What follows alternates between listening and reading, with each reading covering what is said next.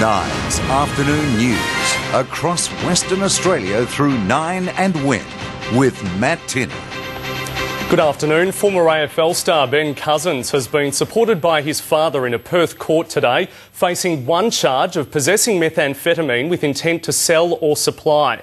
Nine's Rob Scott has the details, and it was a quick appearance. Well, it certainly was a very quick appearance in court this morning, where Cousins wasn't required to plead to that charge at all. Instead, his lawyer was able to successfully alter his bail conditions. The magistrate effectively ruling out the need for him to report to police 3 times a week. Instead, he was released on a $2,000 personal surety. Now, Cousins, as you said, arrived at court this morning supported by his father, Brian.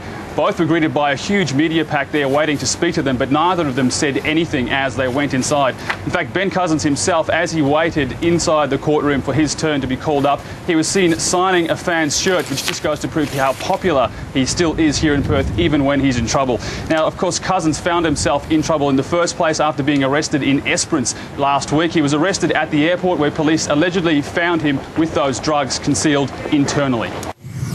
Police say the maximum penalty that he's facing is 25 years in prison and a $100,000 fine. But his lawyer, interestingly enough, told the court today that even if he is convicted, it's very unlikely that he'll face any jail time at all. And the magistrate actually agreed with him. And Rob Scott will have all the latest developments on that story in 9 News at 6. A shark's been spotted near Bustleton Jetty only 2 days after father of 2, Peter Kerman, was killed by a great white. Organisers of a national school triathlon championship are now likely to cancel part of the event. Nine's Andrew Nelson has the latest details. And Andrew, organisers face a difficult decision. Yes, good afternoon, Matt. Well, organisers of the School Sport National Triathlon Championships are looking at whether to cancel the swim component of the event. That was planned for a section of the beach near Bustleton Jetty. It's back to you. All right, thank you, Andrew. To AFL now, and docker Hayden Ballantyne has been slapped with a 2-game ban for striking Geelong's Paul Chapman in Freo's thrilling win. Ballantyne was spotted by a remote camera hitting Chapman in the stomach, causing him to vomit for several minutes. Star Geelong defender Matthew Scarlett retaliated later in the game. He's been suspended for 3 weeks. Federal Labor has reached a new record low according to the latest opinion poll.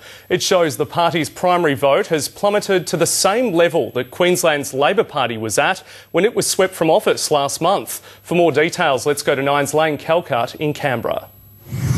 This is another woeful result after a similar poll last week, and like in Queensland, as you said, it'd mean a wipeout for Labor. That things could finally be changing in Burma. Europe's biggest and most active volcano has erupted, bursting into life for the 5th time this year. Hot ash and lava spewed from Sicily's Mount Etna in an eruption lasting about an hour and a half. Ash landed in nearby villages, but no major damage was reported. Etna is Europe's tallest volcano, standing at more than 3,000 metres high. Still ahead in Nine's afternoon news, basketball fans go on a rampage after their team wins. Plus, the Hunger Games controversy, why fans are hitting back.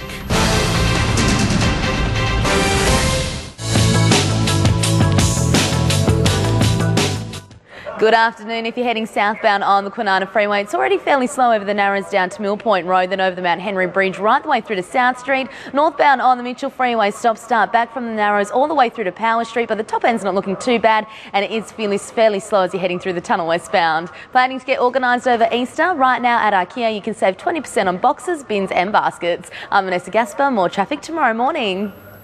You're watching Nine's afternoon news. The Police Commissioner says petrol stations need to take more responsibility to combat people driving off without paying. Carlo Callahan says owners can stop the thefts themselves. It can fix it itself by making payment at the pump possible, and that would solve all of the problems. But businesses say they're helpless. They're demanding changes to the law, including on-the-spot fines of up to $500. Police are investigating a suspicious fire which gutted a house in Perth's southeast. Nine's Peter Kapsanis has the details from Armidale. Matt, as you can see, all that remains is a shell of the property here on Masuli Street in Armidale after fire ripped through it about 7:30 last night. Our next major bulletin is coming up at 6 o'clock. Greg Pearce is back. And Greg, what's coming up tonight? Yes, thanks, Matt. It's good to be back. Now, after today's latest shark sighting in the southwest, Andrew Nelson will be speaking to experts about how we can protect ourselves on Perth beaches. And it seems that shark nets might not be the answer. Find out why in our 6 o'clock bulletin. Ryan Emery speaks with the owners of Perth businesses that have been hit hard by a burst water pipe. It gushed torrents with customers trapped inside one business, and the damage bill is huge. And Matt, as a coffee drinker, you'll be interested to know that the price of a cuppa in Perth is very expensive. In fact, we're the most expensive city in the nation when it comes to a flat white or a latte. Ebony Ferranda has been investigating why. We'll have our report at 6. See you then. Thanks, Matt. Thanks, Greg. I'll be interested in that one. 2 WA men are gearing up to represent Australia at an international sailing championship in France. But there's a catch. As Nine's Gloria De Jesus explains, they won't need to battle the high seas. On this vast salt lake, 90 k's south of Kalgoorlie, Paul and Lyndon take their land yachts out for one last sail. Weather's next with Angela Tsun, and we've had a few drops of rain in Perth, but is there more on the way, Ange? There is, Matt. It's going to be wet most of the week. I'll have the details next.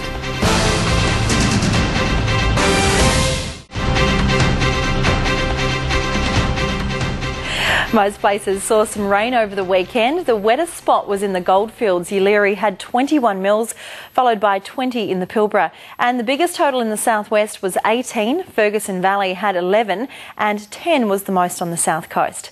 For southern towns, the reason for the rain was a cold front that left behind a general westerly flow. Now this afternoon there's still light showers between Perth and Mandurah, and the heaviest rain total is 12 mils at Dwellingup, and Harvey has seen 7, but for most there's only a couple of mils in the gauges so far. Tomorrow another cold front will near our shores, bringing more showers anywhere from Geraldton to Northam and down to Hopetown, but by the evening the wet weather will mainly be south of Jurien Bay to Northam and Walpole. Interstate, it'll be warm and sunny in Brisbane and Sydney. Melbourne will see some showers early in the morning, dry, and 26 for Adelaide, and a possible storm for Darwin. It'll be mostly sunny in the northern half of the state, 36 in Broome and Exmouth, but there could be some afternoon showers and storms in Tom Price and also Newman. Showers with maximums in the mid-20s are forecast around the southwest, 27 the top for Northam and Geraldton. Albany's also looking at a shower or two and a max of 27, dry, and 28 in Esperance, and a sunny day for Kalgoorlie. Surfers in Geraldton will have to contend with waves of 6 feet or more. There'll be a stormy mix of swells for Perth. And from Mandurah to Margaret River, there's a strong wind warning in place for tonight and again tomorrow. And in Margs, waves will peak at 15 feet. Tomorrow will be showery and 26 in Perth, and it'll be the same on Wednesday. The wet weather will ease off on Thursday, but it'll be chilly, just 22 degrees the max. On Good Friday, the sunshine will return, but the mercury will stay low, 23 the top, then warming up over the weekend to 27 degrees on Saturday. And the blue skies will stick around on Easter Sunday, looking at a lovely 29 degrees and 30 for Easter Monday. It doesn't get much better than that for an Easter long weekend, Matt. Looks great. Thank you very much, Ange. Amelia Adams is next with the rest of the national news, and Greg will have 9 News at 6. On behalf of Ange and myself, enjoy your evening.